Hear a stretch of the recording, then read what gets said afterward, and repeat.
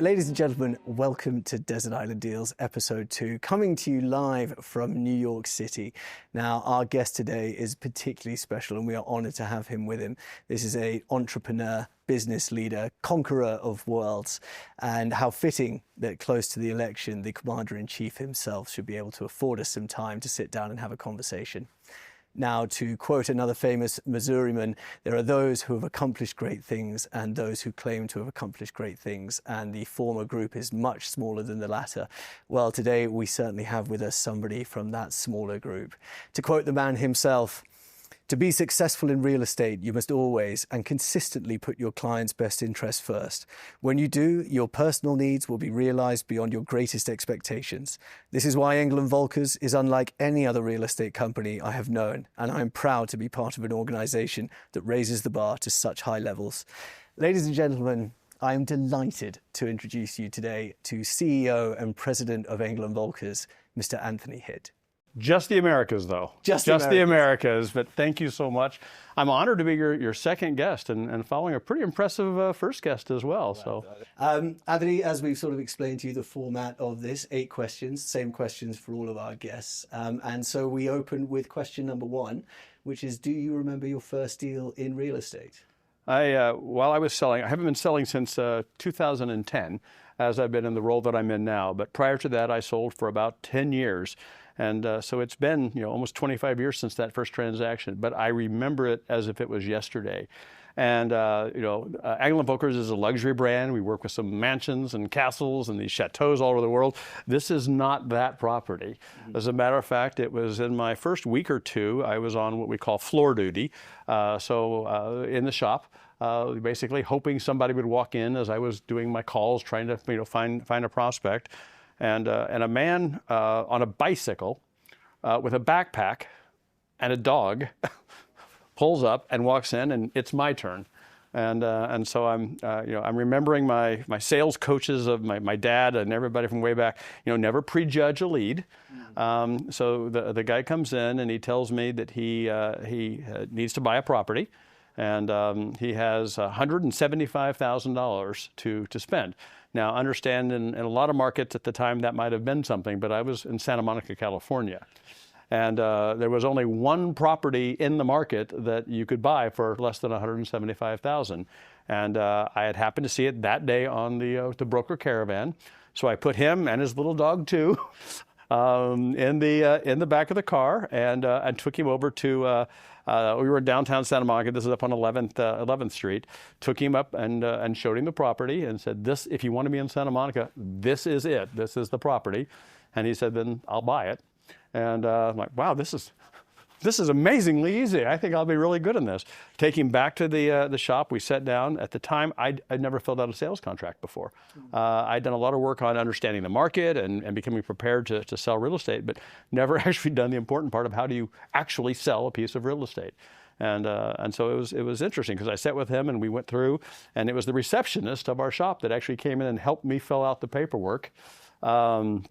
Getting ready to do this transaction. And in Santa Monica, in California, at the time, you would put down a 3% earnest deposit. And so I asked him how he would do that. And he pulls this backpack that he's been carrying balled out, and he brings out like movie, wads of cash, big stacks of cash, and puts it on the table. I'm like, I haven't been doing this long, but I don't think this is the way we're supposed to do this. And I go on to find out that his mother had passed away in another state. He had decided this is where he wanted to be. His job had transferred him here. He had sold the property that they had there. That's all the cash he had. He had never done it before either, and we worked through it. But that was my very first transaction. And do you think you know how much that property would be worth today? Oh, let's see. That was in 2001. So it's probably 700,000-800,000, maybe even better now. So every client you've worked with has had a fabulous return. I think it's actually, I sold in Santa Monica, California, during the best of times and during the worst of times, and I can say pretty confidently that most of my clients have had a very good return on their investments, except for me. I seem to be the person who doesn't take my own advice when it comes to buying and selling real estate. So I like to buy high and sell low, but most of my clients, we did it the other way around. Well, they say that about chefs, right? That yes. Sort of incredible cooks in their work, but when they get home, it tends to be McDonald's. Exactly. That's kind of how it's been with me too. So and so that journey to that first deal, then how was it? Santa Monica, was that a market that you decided you were going to work in? You targeted as a real estate agent? As I've been in this business so long now, I've learned that there are two types of agents in this business. There's those who intentionally got into real estate, which for the most part is a very, very small fraction of people, and then the rest of us who life happened, and they found that as their opportunity. I moved to Santa Monica from Missouri to be part of the .com experience back in 2001, excuse me, and through the course of that's when the .com bomb was going off, meaning a lot of people, a lot of the businesses I was working with and consulting weren't doing well, and I needed to pay bills. And at that time, I was in my 30s, and I needed to figure out a way to pay the bills. And so someone said, "Have you ever thought about selling real estate?" And I said, "No, but if it pays, I'll do it." And I've always been at that point. I've been, other than this job, I've only ever been self-employed. Really? This is the only job I've ever had my entire life. So the idea of going out and making a living on my sales ability was something that made sense. And when I saw what a transaction, even a $175,000 transaction, looked like, and what the commission would be on that, and what I could earn as my part of that, that seemed pretty exciting. And would you say that you were bit by the bug immediately? Immediately. I mean, I always loved real estate. I mean, it sounds cliche. I loved real estate. I love working with people. And so, but no, this happened. My first day in real estate was September 10th, 2001. Oh wow! You got that. The next day was September 11th. And so the world shifted instantly as I got into this business. And the idea that I did that transaction, I think it was my second or third week. Was really something, but it paid the rent, and it put food on the table, which allowed us then to really kind of get things picking up and going. And who were you with? Who was the company that you first started? It was a small independent. That's the best way to start. Yeah, it was perfect. I had gone through the process at the time of because before this occupation, I worked at a consulting company that capital management. So I would help entrepreneurs starting businesses, and I'd help them write their business plans and prepare their marketing plans. And was that your background? That was business development. That was always business development. Okay. Either my own businesses or other businesses. Okay. I'd had my own .com that had been sold at the time, and so I was trying to help other entrepreneurs through that, which again dried up very, very quickly. Sure. And so I had done that same process. I thought every agent that got into this business spent months trying to understand all the ins and outs of the business, and building marketing plans and business plans, and researching the competition. No one, and still very few people, unfortunately, do that. But that's consistently been your approach. That's always been my approach. And so when I started, I did all that research. Other than knowing how to fill out a purchase agreement, I had done all the research. So I was very ready to do this, and I said, and I hit quick. That was my first transaction. My second transaction was weeks later. Okay, and then you stayed in Santa Monica, my entire career was in Santa Monica. Wow. I sold about 500 properties there over my 9 years. And it was all Santa Monica or very close. I'm a big believer in specialization. I talk about that a lot. I specialized in Santa Monica. And usually if something went wrong, it's because I jumped outside of my comfort zones or my area of expertise. I was always comfortable going out and exploring, but usually the people there would send me back to my home. And Santa Monica, in terms of a location for property, I mean, this is broken down into areas where, I don't know, sort of, I've been thinking about London specifically, a market I know between sort of Knightsbridge, Belgravia, Mayfair, all the way out to sort of slightly more suburban parts of London. But is Santa Monica itself pretty much a universally the similar market? It is. I mean, there's when you see how Santa Monica is broken up, there's a more single-family mainstream audience. There's a beach community, and then there's the very high-end aspect where a lot of the celebrities live.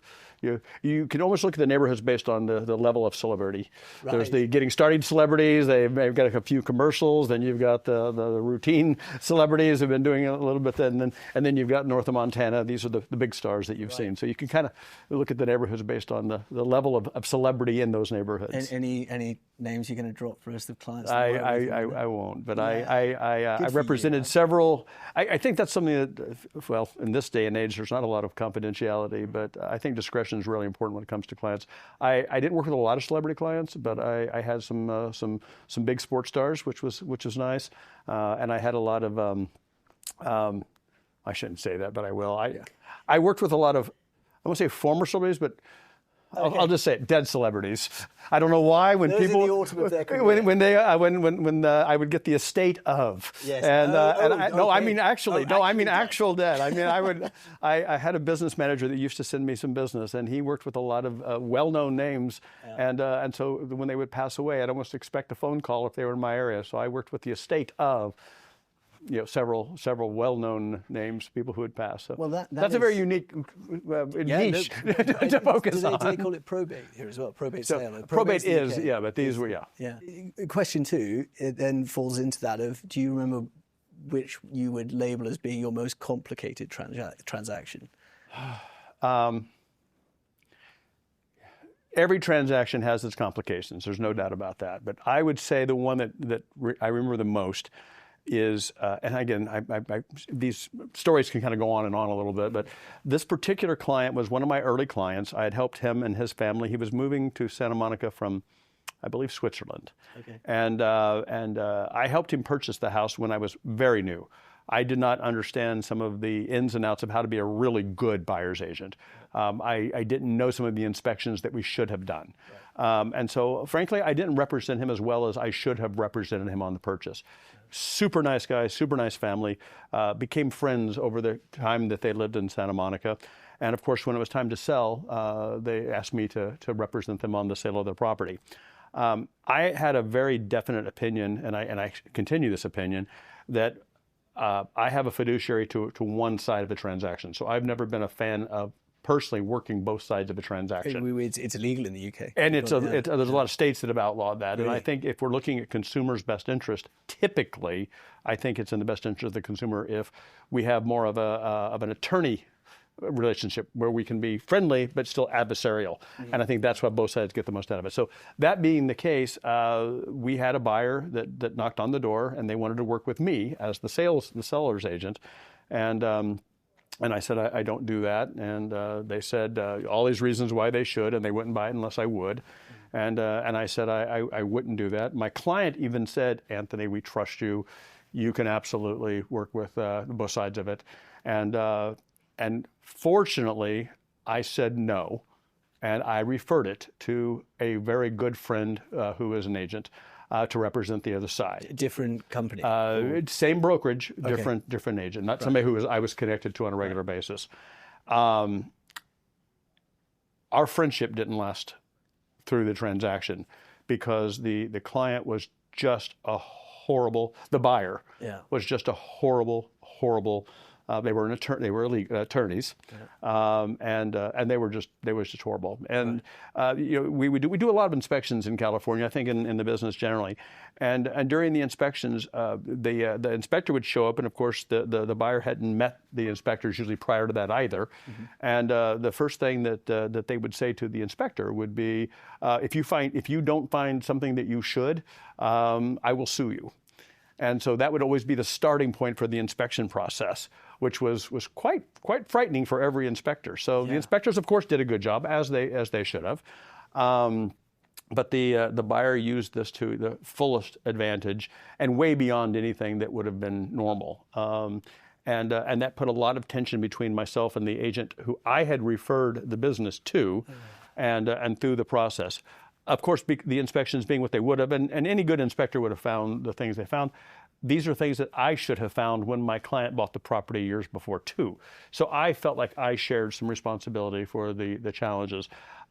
It was a very, very messy transaction, but we got through it. You were pleased in the end. I was extremely pleased in the end because my clients were happy at the end of the day. I'm not a big believer that an agent should pitch in on issues with regard to the property. That is the seller's responsibility. The agent's responsibility is to communicate all the pros and cons, but ultimately you're being paid to do your job, and you shouldn't put your compensation on the line for a transaction. But in this situation, I felt that I did have some responsibility. Without my clients even asking me to, said I would take care of some of those things and was responsible. And again, it was extremely messy. At the end of the day, the transaction closed. I did ultimately rekindle my friendship with the agent that I referred the business to, and we've shared war stories on it. But the part that just makes this business so special, and this hangs in my apartment in New York City. The lady of the house was a pretty well-known artist from Switzerland, and there was a particular piece above their fireplace that I always admired. And on Christmas Eve, they were leaving on Christmas morning early for their flights to where they were moving. And on Christmas Eve, we invited them over to have dinner at our house, and our house was already packed up and everything. And when they knocked on the door for Christmas Eve, we opened up, and they're standing there with this tapestry that we just thought was so beautiful, and gave it to us as a gift for the entire relationship, and even how horrible this transaction was, and that piece still hangs in my living room. It's really important, and it reminds me of how bad this business can be, how tough this business can be, but also how great this business can be and how rewarding it is. So I couldn't agree more. I think it's interesting that you mentioned about the taking it upon yourself to, I guess you were talking about covering the cost of some issues. When you do something like that, is it out of a sense of that it's on you because you hadn't spotted these things you were saying when you first did it, or because it's more about smoothing through the process and trying to keep everyone happy, or a sense that these things come around, there's a karmic circle? There's a lot of times in transactions. I used to have a team, and on my team, I was always surprised with how quickly some of my team members would volunteer their commissions to get the deal done. Right. There's an argument over a refrigerator or something. It's like, I'll just buy the refrigerator. And I always said that was a very slippery slope, because if you start doing that, you're not going to stop doing that. And I only did it one time. Right. This was the transaction. And you got a tapestry. And I got a tapestry. It's a very expensive tapestry. but that being said, it's the only time I ever did it. And I was always telling somebody, I remember one of the agents that was working for me at the time, and she came to me and she said, I've got this issue, but for like $1,200, I can just solve it. I'm just going to take it out of my commission. And I said, don't do that. And I said, let's do this, make this phone call. And she walked back in after about 30 minutes, and she had solved the problem. And I said, that means you're making $2,400 an hour. And she went, what? I said, that's how much your time was just worth by making that phone call and solving it by being smart and being a good negotiator. That's how you earn your money. And ultimately, that's the kind of person that your clients want to have working for them, not somebody who's willing to pitch in a few dollars.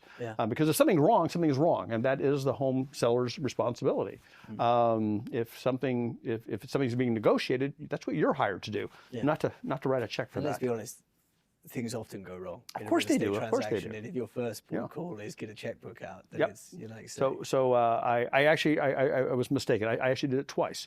I made a mistake on a contract. I forgot to exclude a chandelier, and the chandelier was not staying with the property. Right. It was an heirloom chandelier. It was absolutely going to be included, and the buyers had fallen in love with the chandelier, and they assumed it was going. And I had to solve that problem. But that was my mistake. I did something wrong, so I did it twice, actually. I'll swap it for a tapestry. So they didn't give me anything. They weren't quite as happy.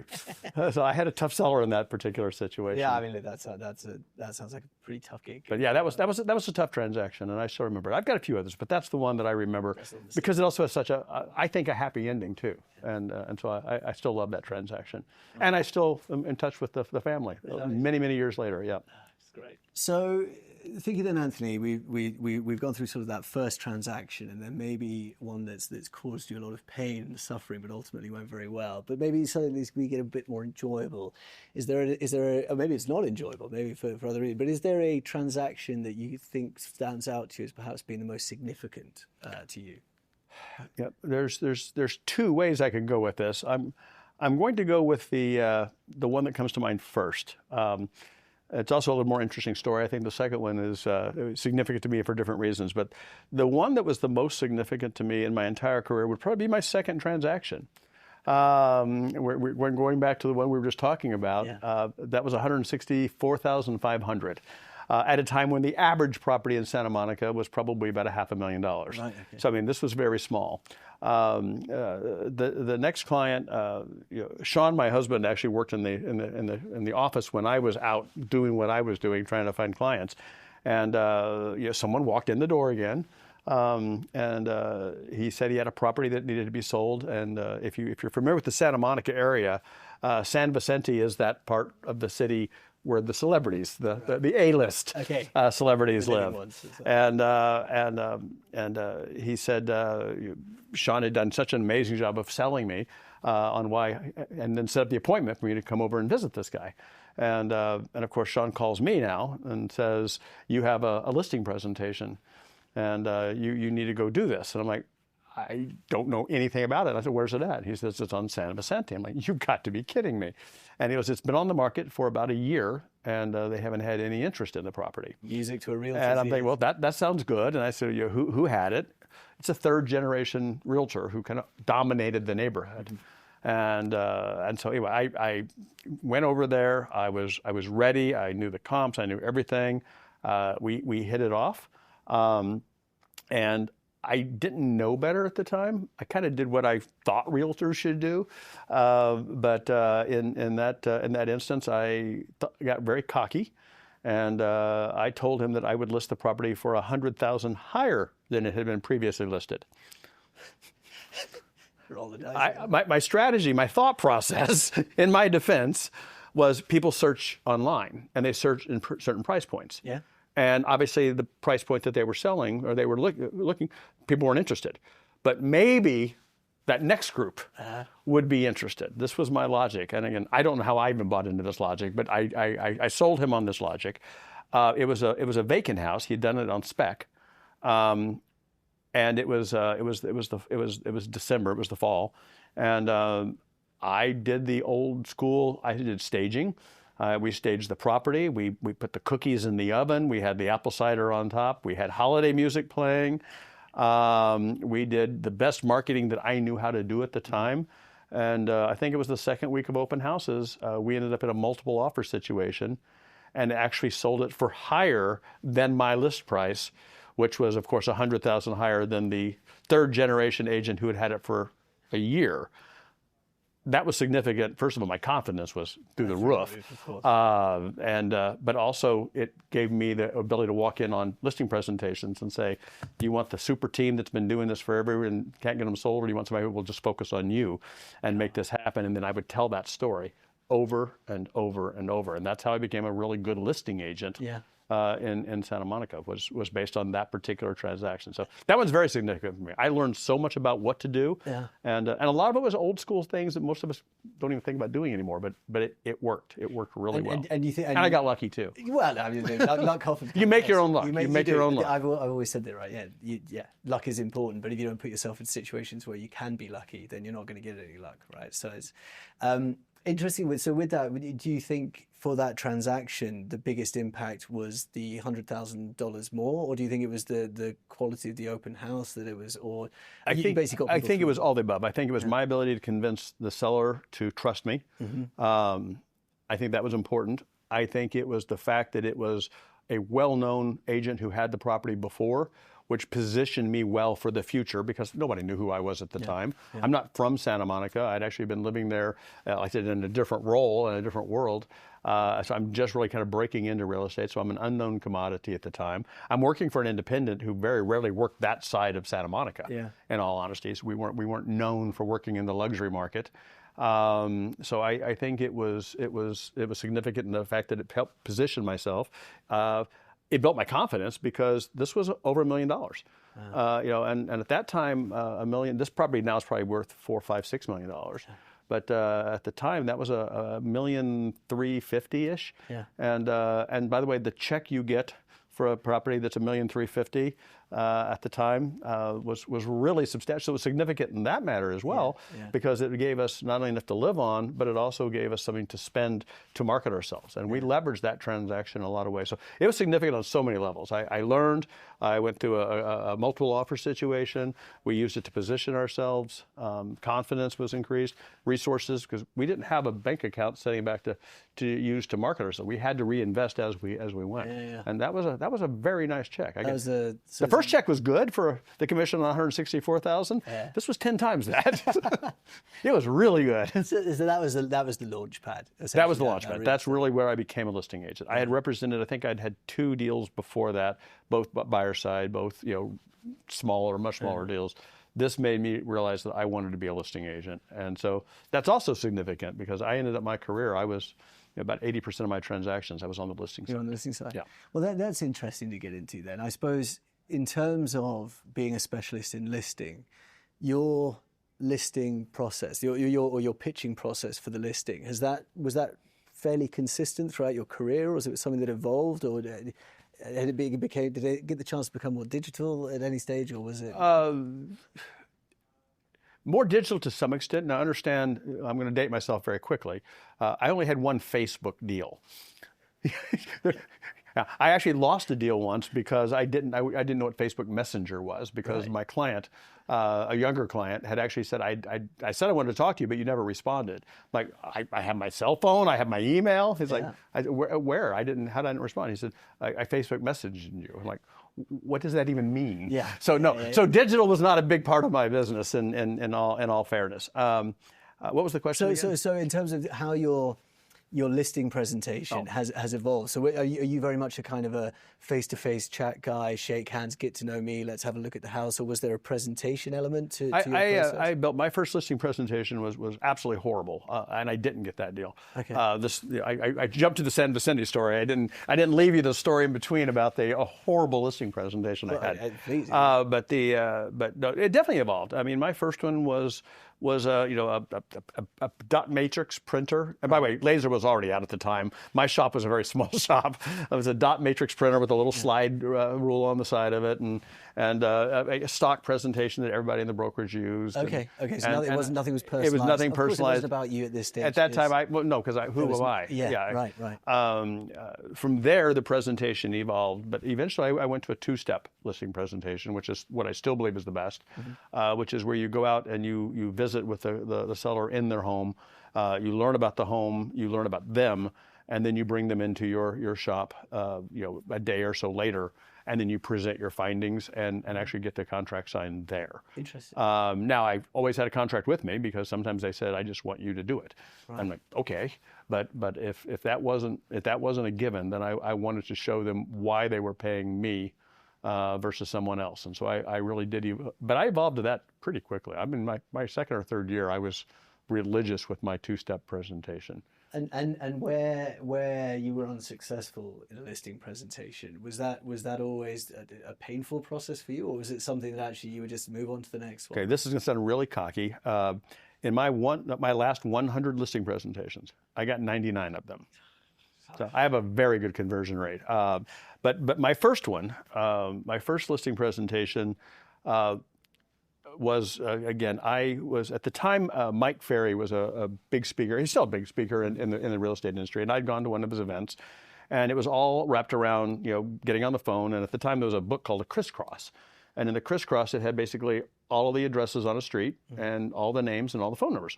So you could literally just go down the list and call 123 Main, 124 Main, 125 Main, 126 Main, and just call at them. And the Mike Ferry pitch at that time was basically, hi, I'm Anthony. I'm with Boardwalk Realty was the name of the company. And when do you plan on moving? And then you see what they would say. And typically they would say horrible things and hang up on you. But this one particular client said, well, as a matter of fact, we're selling and we'd love to talk to you. We're actually interviewing agents tomorrow. And I said, great, I'll be there at 10 o'clock or whatever the time was. And then I hung up the phone. And again, I'd done all my market research, but I still didn't know how. And I'd sold one property now, but I still didn't know how to do a listing presentation. I understood the market, but I didn't understand how to fill out a purchase agreement or a listing agreement or to do a listing presentation. So I went to my manager, and I use the term manager loosely. Hopefully he's not watching this, because Tatiana, the receptionist, she managed this office far more than anybody else. But I went to him and I said, I've got this listing presentation tomorrow, and it's up on this particular street. And he said, well, I think the owner of the company should go with you. And I said, please. So I called the owner of the company and said, I've got this presentation. And he said, absolutely, I'll be there. Do you own a suit? I'm like, I do. He goes, wear it. And I'm like, okay. And then the next morning, about 8 o'clock, he calls me and says that he won't be there. And I said, what do I need to do to prepare? He said, don't worry, I'll take care of everything. So I listened to him. I did absolutely nothing to prepare. The next morning, he calls and says he's not going to go. And so the manager of my shop, who I've already said something I shouldn't have said about, edit that out. No, he's heard this story, actually. He says he'll go with me. And of course, well, good. I've got somebody who knows what they're doing. That was a mistake. We show up at the listing presentation with the bad little dot matrix printed presentation. We knock on the door, and super enthusiastic. And if you could make a presentation of everything you should never do on a listing presentation, we checked every single box. First, I think we bought the house.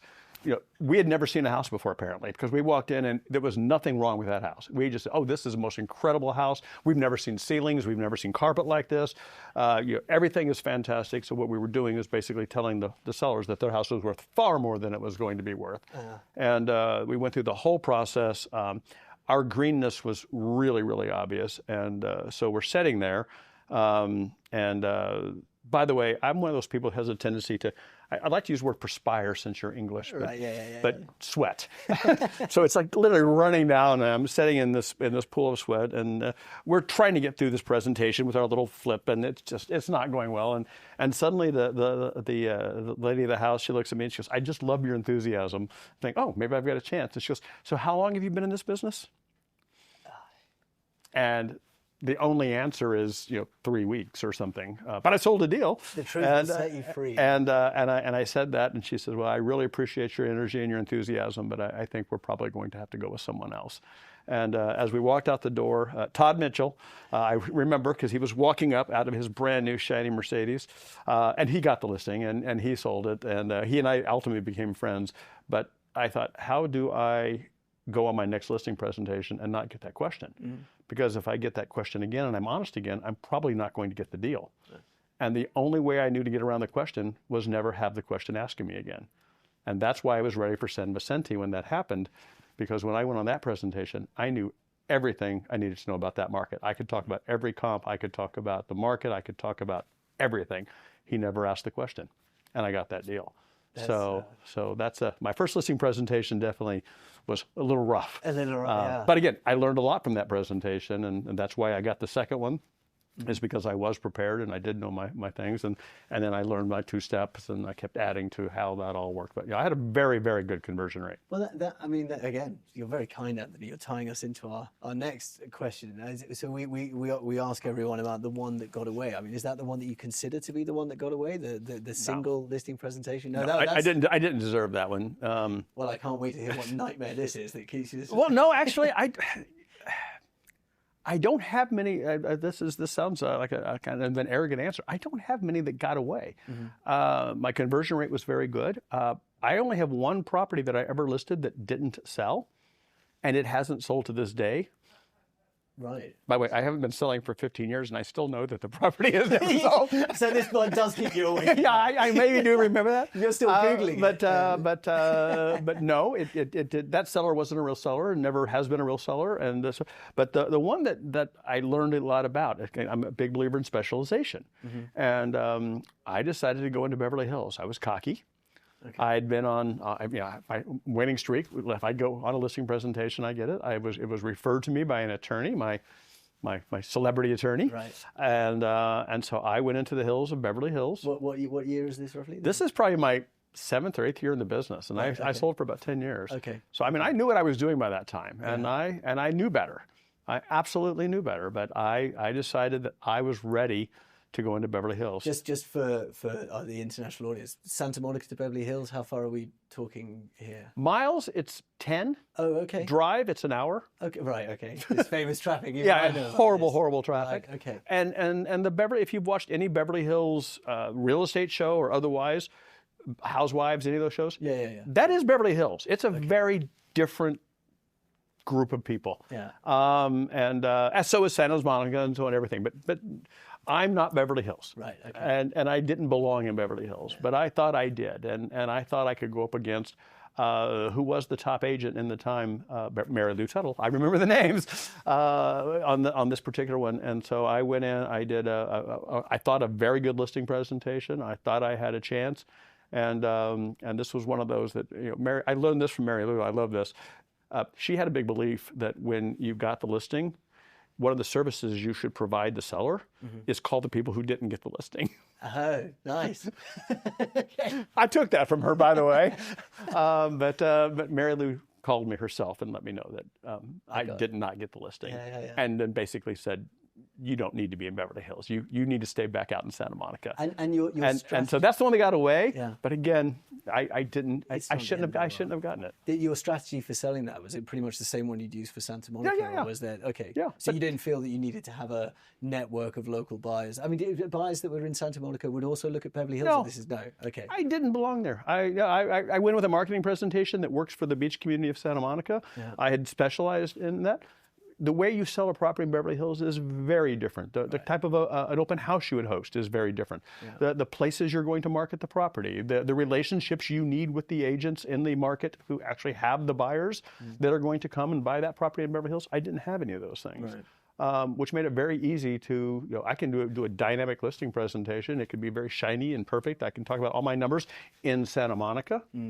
But I had no business being there. So that's the one that got away. But again, it shouldn't have. Yeah, you're still sleeping. And I still learned how to call the competition and let them know that I got the listing and they didn't, because I thought that was brutal but brilliant. Yeah, so it's a joyous experience. Yeah. It's a great service to provide your sellers. And by the way, she gave me your listing presentation. That was always the standard. Yeah. Oh, she handed it over as a... She didn't, but that was kind of the thing. You always knew that your competition now had your presentation, and she was really kind to me to let me know that. Jeez. It's a great presentation. If you actually worked up for Beverly Hills, it might actually work. And so hopefully I'll help her improve her presentation a little bit. Oh, I'm sure it did. One question that we always like to get into people and that I particularly enjoy is there a significant property in your life? Now, we've had people talk about real estate transactions and maybe something that's more personal to them. But if you were to pick out, if possible, a single property that means the most to you, is there one that comes to mind? Instantly. It's my farm in Missouri. And it's so interesting because this is the farm where I grew up. And as I was growing up there, I couldn't wait to get away. I wanted to get to New York or LA or the places I've lived over my life. But during the pandemic, we went back and spent a lot of time at this farm. And I had owned it at that time. My father had passed away, and I started taking care of the property. And my mother was still living there. My grandmother was still living there. But during those months of being back on that farm, just fell madly in love with this piece of dirt. And understand this farm, my family actually homesteaded back in 1876. Oh, wow. So it's been in the family for a long time, going on 150 years. And since that time, we've spent more and more time there. We actually had a property in Hawaii that we sold, and we bought more land and we've added to it, and it's where we will spend our retirement now. And wow. And so really kind of getting into that whole process of being a real landowner. We've got about 250 acres. And so it's got my entire personal history is wrapped up in this property, and then I've got 5 generations of my family's history wrapped up in it too. So yeah, that's probably now the most significant for me is that particular piece of property, and really bringing it back to the life that I remembered it as a kid, and frankly probably the life that I had even before I was there. So when we're talking about a farm, are we talking about a working? What this is? It's going to be again. Okay. We've spent the better part of 10 years now refurbishing it. I mean, we had all the buildings were falling down. The fences hadn't been used in 40, 50 years. So We've got all new fencing. We had leased it out to other farmers who had put crops on it with a lot of chemicals. Right. All that's been stopped now. Oh my gosh, 3 or 4 years. So we've got grasses original. We're doing what we call regenerative farming. So this is taking it back to the way it was before my family showed up. Right. And so we've gotten rid of a lot of invasive plants and trees and replanted where necessary a lot of the original native grasses and flowers and putting in new fences and new watering systems and next spring we'll actually have 100 head of cattle again, and it will go back to a working farm with cattle and bees and chickens and. I can see it brings you joy. I'm extremely excited about it, and again, this is for a guy who grew up here and could not wait to get away and go to the city, who's lived in St. Louis, a big city for Missouri, Los Angeles, and now New York for so long. The idea of going back there, it's kind of I would have never ever expected that, never planned that. Yeah. The universe is just laughing. But When- and it's my happy place now. I Really? go there to get away. And What you're saying, so I guess that used to be Hawaii, was it? Hawaii it was Hawaii. Hawaii was the happy place to get away, and we couldn't go there during the pandemic. Right. It wasn't some place course, right. the So way flights and everything were. You couldn't get there, and they didn't want anybody to come there. So when did the seed plant that's a great one. yeah, good, nice. I like that. When did that thought start to form? It kind of just happened organically. Like I said, my mother, my grandmother was there. We set up I did my job here at a picnic table in the front yard, the same picnic table I'd done my homework as a kid. I mean, it's just kind of surreal to even remember that that's how it was, with a camera set up there and doing all the Zoom calls and everything from that picnic table. But then during the off hours, you couldn't go out and go to movies or anything, so we'd go out and cut something down or paint something or plant something, and it was just amazing. It just kind of started happening, and then as time went on, we kind of both said, "You want to spend more time here?" So we'd spend a little bit more time and working on it, and then some other land came up that was adjacent, and because my family over the generations, ultimately I think it was my great grandfather, when he passed, he had two boys, and so he split the farm in half, and one boy got one, and the other boy. My family has kept our side, but the other side had gone away over the years, and I've now reacquired all the land that used to be my family's name, and so it just kind of happened organically. We sold in Hawaii, I guess, about 2 years ago, because we realized that that's the one. This is where we want to be. It's amazing. I mean, certainly during the pandemic, right? I mean, a lot of people found themselves sort of reconnecting with. And then they came back to the cities. Yeah, and then they changed their mind. Yeah, we haven't changed our mind yet. Yeah, we get more and more excited about it, and we've got people working there now. We've got a lot of things happening, but we're also very fortunate because I can come back here, and so I can get the best of this and then go be there and get the best of that, and that's a nice position to be in. That's a luxury that a lot of people don't have, but it's becoming more and more common. I mean, at all levels, people are starting to want to have those different places to get away to, and so we're doing it that way. But at this point, we're all in. Check with me in 5 years or 10 years, and I'm like, we're going to Hawaii. This is not the plan. The cows is killing. We're not going to do another chicken or another cow. But right now, we are very excited about it. And like I said, having all the history behind it, and reconnecting with the community around that. We have a land and ranch division in Engel Völkers, and I've gotten to go share and learn from some really amazing people and that work with ranches and land all the time in other parts of the country. And so there's a whole community wrapped around this idea of taking care of the land in a certain way, not being the factory farms, not being heavy chemical users. As a matter of fact, we'll be a fully organic farm. Everything it will be grass fed, just super clean, super pure, super old school, and there's a whole community wrapped around that's also really fulfilling. You think if you told 10 years into listing presentations in Santa Monica, Anthony, that in this many years' time you'd be going. Your dream will be going back to Missouri and be a farmer? No. No. If you had asked me that 5 years ago, I mean, pre-pandemic, no. The plan was I'll tell you a story. When we were cleaning up the farm years ago, before the pandemic, I discovered a pickup truck that my dad had when I was young, in an old shed, and it was rusted out and it was horrible. And it's a 1964 GMC pickup truck. Well, I'm also a 1964 model, by the way. And I remember I took I got my first speeding ticket in this truck. I took this truck to my high school homecoming dance, and this was my car for a while. And I'm like, here it is. And so I decided to spend the money to have it fully restored. And after it was restored, we shipped it to Hawaii because that's where we were going to be. We've just now had to bring it back. So the truck has been on a tour of the country because that was the plan. That's where we're going. And now the truck's coming home too. But yeah, no. How do you get a truck to Hawaii? Boat. Yeah, I was going to say, they don't fly them out. But but that's how serious we were about Hawaii. Hawaii was the place. This was going to be my memory of the farm there, and it's just the opposite. What was it with Hawaii in terms of the drew you there? You just went there for a holiday?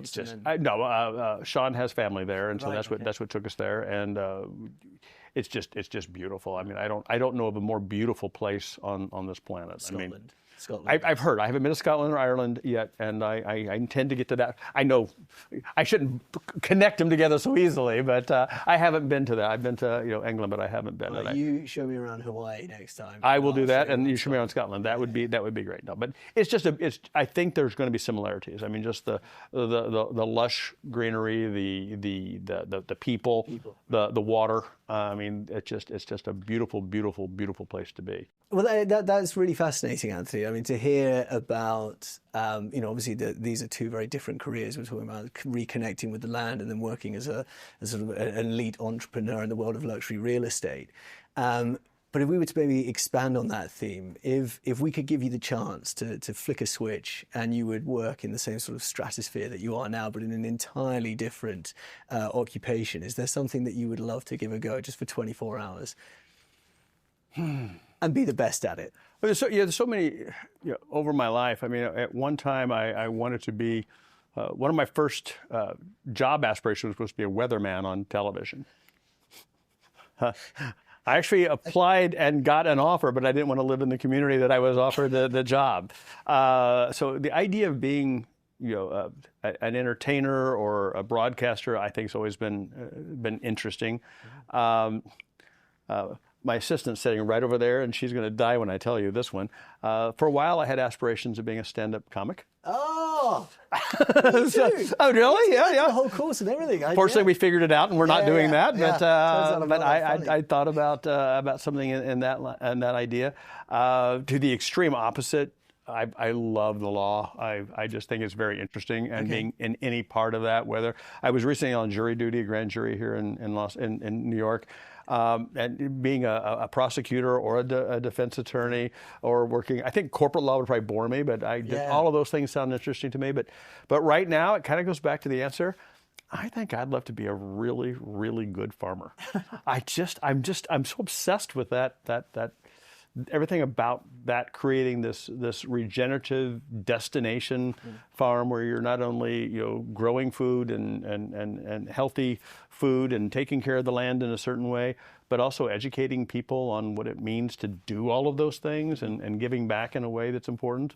There's a real passion there, and so I'm very fortunate. I get to, because of this position and because of our people in Land and Ranch, I've gotten to connect with some amazing ranch owners and farmers doing some big things and seeing what they're doing and the passion behind it and being one of them when I grow up or when I have that 24-hour period, that would be pretty exciting. And in terms of it, you mentioned about it being a working farm. So are you going to be selling produce from this farm? Absolutely. Yeah, we will absolutely sell or donate because there's a lot of opportunities to give in a lot of different ways. So we will, I think, teaching younger people about this, and most of us don't know where our food comes from, and we have a very different way of looking at our food or not looking at our food or paying attention to our food in the United States versus even in the UK or Europe. I was just in Italy. I mean, they're kind of obsessed with food.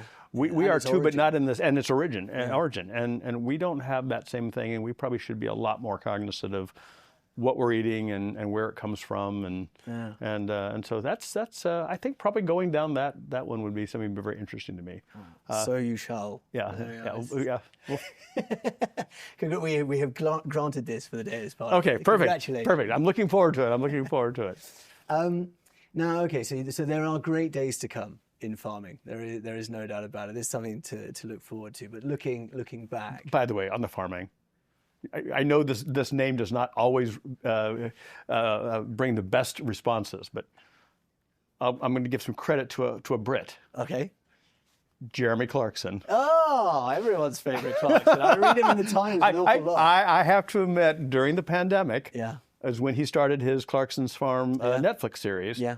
And a guy who's been successful in the city, who decides to go back and work on the farm. Mm-hmm. I mean, the parallels are hysterical. And we've seen that. So yeah, actually, it was a Brit that might have helped us kind of get inspired to go in this direction. We do not have a Lamborghini tractor. I think he's got a Lamborghini. I don't have. He's a big petrol head, right? But he's actually inspired a lot of people in the UK as well. He's talking mainly about the plight of British farming. In fact, he very recently opened a pub. Where the idea was to serve exclusively food produced by British farmers in the UK. So they were saying there's going to be no Coca-Cola and weirdly as well no ketchup.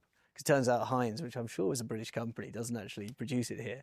But he was saying it was almost impossible to make it work for cost, because of the cost of everything, of running a business. Some of the challenges that he's had, and probably sensationalized for television, sure. I've been running into those same issues and meeting a lot of the same people. And by the way, I was just in the area finally a few months ago, and I actually went out to the farm. And the farm shop and it's pretty popular. The lines. I didn't make it inside the farm shop. And I was too late to even get a beer because he's got a beer brand too. We will send you a case. Okay. But yeah, just a little credit there that he was part of the inspiration and part of the do this and don't do this list. Yeah, look, you got to learn from someone, right? And then that's on you to start. You're going to start your own TV show with this? I don't think there's. I'm not Jeremy Clarkson. No, but you are so marketeer. We'll see. We'll do some branding around it someday. We'll figure it out. We still have a way to go. We don't have our first cow yet. We have a lot of grass. We're really learning how to do that part, but we haven't actually started. So we've got a little ways before the Hitt Farm brand. The Hitt Farm. Hitt Farm. Yep. Yeah. Since 1876. And it was Hitt. I suppose. It's of course family. Hitt Farm since 1876. So Hittfarm.com. We don't have a website yet, but we will. Hittfarm.com. Looking back on the earlier parts of your career, or maybe even more recently, is there a day that sticks out to you? As maybe it's tough to say this is the greatest day I've had in real estate, but is there a day that comes to mind of like this was a standout 24-hour period for me that was whatever it may have been for a great sale or a recognition or. I've been so fortunate in this business, and I've got a lot of days where I've made a list or got some recognition, and usually it's for what myself, but this incredible team that's in this building around me and in the Americas that built this brand have done, and so I get a lot of credit for that. But I'll tell you where I probably get my greatest satisfaction, and I get to have this moment every year. When I started with this brand in 2010, we only had about 20 locations in the United States. Mm-hmm. We only had about 200 agents, advisors with the brand, and we weren't doing really well at the time. And there was definitely an uphill battle that needed to be fought. And we had the idea very early on, Engel Völkers, Sven Odia, and myself, that in the Americas that we wanted to really make sure that Engel Völkers raised the bar. Mm-hmm. And we weren't going to be like everyone else. And in the early days, the shop concept, having advisors versus agents, specializing in your business, maybe not representing both sides of the transactions, these were not popular ideas in any way. And a lot of people, I was told by a lot of people in the industry that you're not going to succeed. You're trying to, instead of just attracting as many people as possible, mm-hmm. which is what everybody does, you're trying to get the cream of the crop, and you're not going to be able to build a sustainable business on that. And and fast. Did you believe that at the time? Was that a struggle for you to come around to the idea? It took me a while because I believed it, but when sorry, I don't mean. No, but I had to keep thinking to myself, am I being ridiculous? Yeah. You know, all of these really smart people, Brad Inman News, if you know the area, Stefan Swanepoel. These are names that, but when I see them, I always remind them that they told me this. They told me this. You're not going to be able to bring. First of all, no other foreign brand has ever come to the United States and survived more than a couple of years, and we've done it more than any other brand. So every year I get to stand on stage at our big event, EVX. And I get to stand in a room where typically there's a couple thousand people either live or watching, and see this collaborative energy. You've been there, you know this event. It's a remarkable, it's extraordinary, and to know that believing that we could do this and fighting for it and not giving up, that we did find our people, and we continue to find our people. But when you're on that stage, you're standing there, and there's just all of the love in the room. And then at the last thing we do every year is I bring our entire team up on stage. So you've got the audience, which is the network that we've created. You've got our team who's done all this amazing work. And I get to say thank you to all of them at the same time. And I know this sounds silly, but I'm almost emotional right now thinking about it. That is always my favorite day in real estate. And every year it's just a little more favorite than it was the year before. So. Yeah, and it is a magical experience, EVX. You know, I went there. I was fortunate enough to go to the Miami event, and I was just blown away by not just the scale of it, which itself is. It's a production. It is. I got to, I was very fortunate to speak on stage, and being backstage, seeing it, I was like, oh my God, this is live television. This is real. This is real, and it's.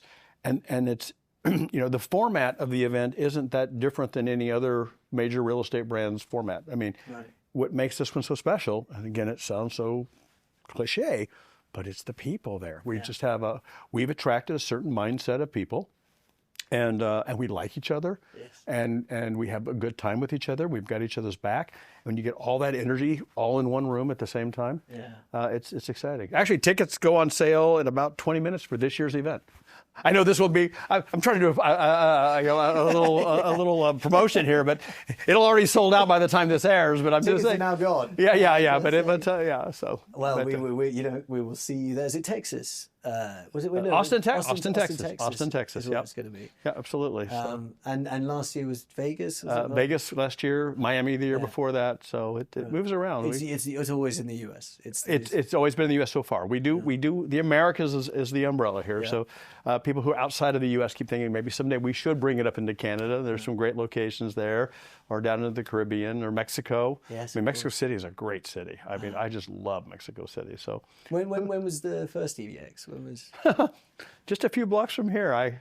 Can I say shit show? Yeah, you swear. Okay, good. I just said shit show. I have to explain this to you then now.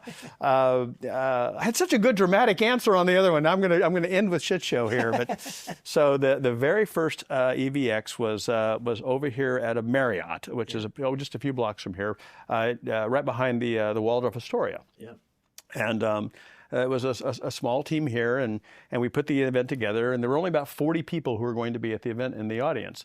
And you would think with as many New Yorkers, and I don't think I could call myself a New Yorker at the time, but we would have known better. If you're a New Yorker, you realize that you never do anything or plan anything for United Nations Week. Okay. Because this city is just a horrible place to get around. There's motorcades every place. There's security every place. There's police everywhere. There's massive people. It's just a nightmare. So we scheduled it during United Nations Week. At the time, the president of the U.S. would stay in the Waldorf Astoria. So they would barricade it with all these gravel trucks and sand trucks, and it was just well, we were the one behind it. We were not the Waldorf. We were still a very small brand at the time, and so we had it over there. So we couldn't get our stuff from this building over to that building to have the event. So we had wagons. So you got myself and Stuart Siegel and Laura Des Moines and Gabby wasn't here yet, and others with wagons, little wagons, walking through the streets of New York to get our stuff over to this venue. And of course, everyone who's coming, who's trying to figure out who's an Anthony, what's going on now. This is the first time we've ever done this. What's the event going to be like? Are already mad because they've flown in here. Their hotels are far more expensive than they should be because it's United Nations Week. So we got an unhappy audience in a horrible city, and the air conditioning in the building that we're doing it breaks. By the way, it's not hurting the hotel. They've gone out of business since then. That should say something. But the reason I call it a shit show is on top of all of that, the sewer line under the hotel burst right before our event. It's quite literally a shit show. It literally smelled horrible. And that's the beginnings of EVX. Because this is like the sort of the lore of a company as it builds, right? These are the things you reflect. Those are the upon, things you reflect on now and go, can you imagine? Can you imagine? We we can imagine because we've lived through all those things. And EVX has got its own sub-story that runs right parallel to everything else that's happened here. But they all tie back to the other things that we dealt with as we've grown. And despite the fact that Engel Völkers is obviously one of the biggest global luxury brands in the market. So obviously when you were helping build it here in the US, it was an enormous brand back in Europe. Of course. Did it feel very startup, or did it feel? We had the best. I used to say this. It sounds like with the event with the wagons and everything. We had the best of both worlds. We were at that time I would say we were a 30-year-old startup. So we had the resources and the brand that had been built in Europe of Engel Völkers, but we had the startup mentality and the energy and the entrepreneurialism of a bunch of people who really wanted to do something different and so we had the best of both worlds. We were a 30-year-old startup. So I got to ask you then, Anthony, on that. Going from being this sort of hyper successful, very local listing agent in Santa Monica. What on earth was it that Sven or Christian said to you that convinced you this was the right move? That's a longer story, but the reality of it is I had already decided that I was only going to sell real estate for 10 years. Right. I actually got into real estate partially under the pretense that I wanted to be a speaker. And I wanted to be Mike Ferry or Brian Buffini or some of these names who sold it. And I was told by a mentor at the time, you should go sell real estate for a couple of years and then go start your speaking and your training company. But I was very successful selling real estate. I'm like, why would I stop doing this and earning what I was earning? Because I did very well selling real estate and take a risk on being the speaker. But I went through the down market in 2008, 2007. I had to reinvent myself out of that, but I came back strong in those last couple of years and decided that I was ready to start the training business. And so that's where I was headed when someone in this brand said, you should meet these folks and see what they're doing, and maybe you want to be a part of that. And I thought, oh, perfect. I'll do that for a year or two, help me get on my feet as a speaker, and I'll learn a little bit about the European business as I do that. That's 14 years ago now. But that was actually it. This was a stepping stone heading in a certain. When I moved to New York, I honestly thought maybe I'd do this for a year or two. Really? I thought I would do my thing, and then it would be time for the next person and move on. And but the EMV journey started on the West Coast. It started on the West Coast for me. I actually worked at the time. California was a master license, and I worked for the master license first, and then I consulted for the other two master licenses. Okay. Got to know Christian and Sven. And then decided to move on. I thought I'd done my thing and I was going to start my own business. I started doing some speaking, and on Thanksgiving Day, Christian Völkers called me from Germany and said, I want to do this thing. I want to talk to you. And I'm like, I've got my own plans now. And he told me to meet him in Miami. And I'm like, for some reason, when Christian Völkers says meet me in Miami, I just went. I didn't work for him. I didn't have any. He didn't pay for it. I'm just like, sure, I'll come to Miami. And I sat with Christian and Sven, and we talked about what the business was, what it wasn't, and what it was going to need to become what they wanted it to be here, which was what it has been in the rest of the world. And we went through the big rocks, and we got there. And I thought, why not? Let's give this. Sounds like an adventure, and it has certainly been that. So Anthony, we are pretty much there at the end, and always a question that we finish on, which I think is very interesting for people watching who are looking to hear from somebody who's really at the top of the game and has an incredible career in real estate. For those people who are just starting out, is there advice that you could give them that is relevant today, that was also relevant at the beginning of your career, or things that you've learned along the way that have changed about you? But essentially, if someone's getting into the game in 2024, what is the sort of advice you would be looking to pass on to them? A lot, and I think I do that a lot. I think if you're going to be in real estate, and we're talking about being an advisor or an estate agent,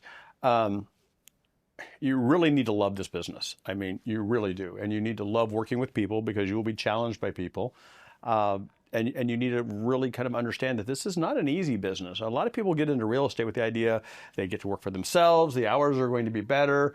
None of those things are true. You're going to work more hours, you're going to have more exhaustion, you're going to be tried in ways that you've never imagined being tried. And I think having just an awareness that that's what's going to happen, and still wanting to do this is a good starting point.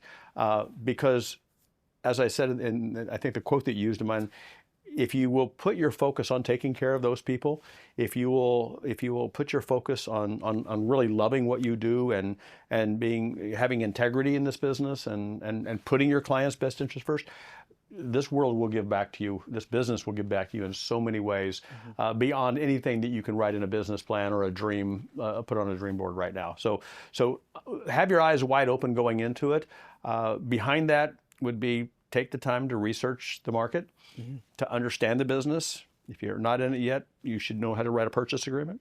But really take the time and do the research. I mean, people get in this business just because they know a few people or because they saw something on social media. That's not the real world. Even all the TV shows that you've seen, those that's not the real world either. This is a tough business, but it can be so rewarding in so many ways. So have your eyes wide open, work on your plan, understand your plan, do your research, be the best. When somebody asks why you've got to believe that you are the best choice. And if you believe you're the best choice, then you will be the best choice and people will work with you. And then finally, specialize your business. Don't try to be a generalist. People pay more for a specialist in any field.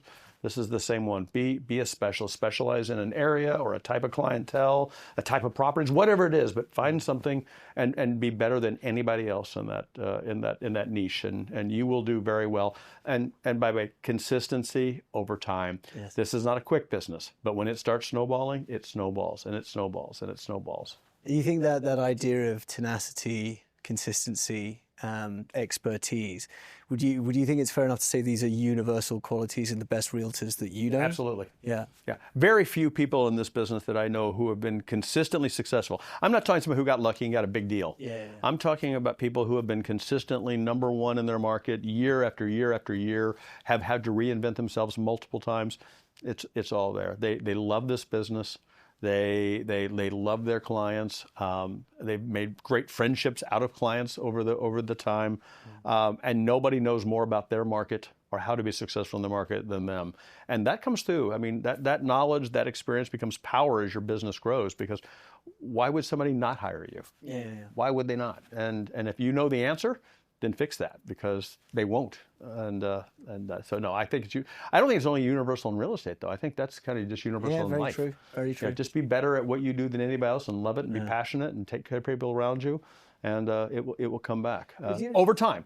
Nothing's quick. But I think maybe there's something that's not entirely unique to real estate, but I think is very prominent in the real estate game, is that there are extremely high highs and there can be incredibly low lows, and it's that ability to consistently perform and believe in the things that you're doing because they work well. Right? When you start in this business, there are those high highs and those low lows, because I don't know what you're coming from, but when you get that.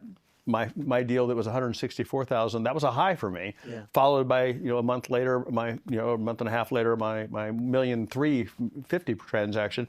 That was a high, but there was the valleys in between. Yeah. Over time in this business, you learn to build your business a way where you don't have the high highs or the low lows anymore. You have just a consistent business that's steadily moving up, and that's the plan. That's the dream. That's what you need to work toward, because feast and famine is a horrible way to live.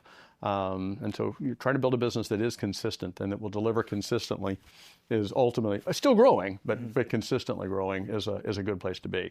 Fabulous. Well, Anthony, thank you so much for joining us today. I thought that was an incredible conversation. I really enjoyed that. I always enjoy spending time with you, and this has been a lot of fun, and look forward to see what you do with this. That's it. Anthony, thank you very much. My pleasure. Thank you. Cheers.